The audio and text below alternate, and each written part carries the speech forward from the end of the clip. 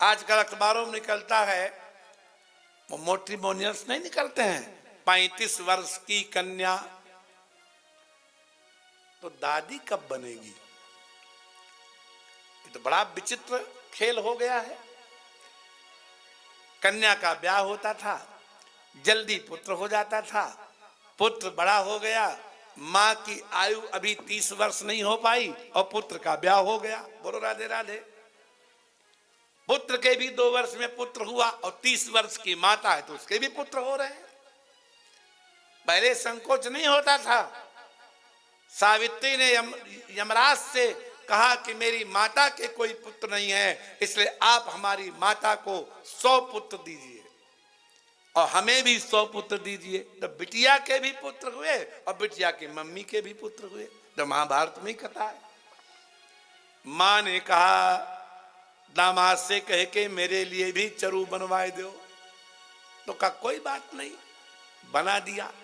जब दोनों चरु तैयार हो गए, उन्होंने मुहूर्त बता दिया, इस समय तुम लोग खाना, और स्वयं चले गए कहीं स्नानादि करने के लिए। मां ने मन में विचार किया कि हो सकता है दामाद ने अपनी पत्नी के लिए बढ़िया चरु बनाया हो और मेरे लिए उसने उत्तम न बनाया हो। तो मां ने बिटिया को पटाया कि बिटिया बदल लो। बोलो राधे राधे।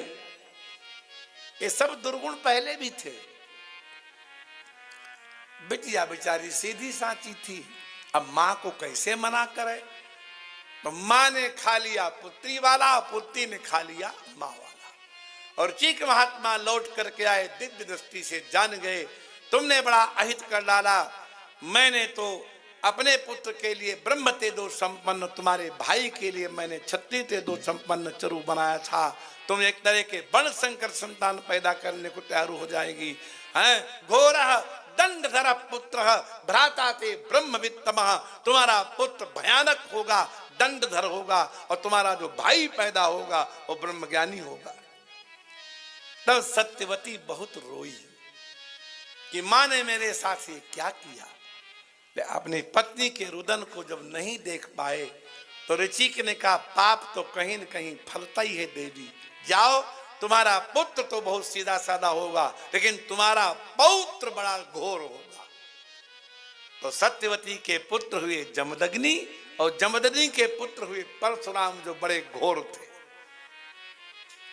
और ये विश्वामित्र उसी ब्रह्ममय चरु से उत्पन्न हुए गाधी के पुत्र थे तो राजा बड़े भारी सेनापति थे। एक बार वशिष्ठ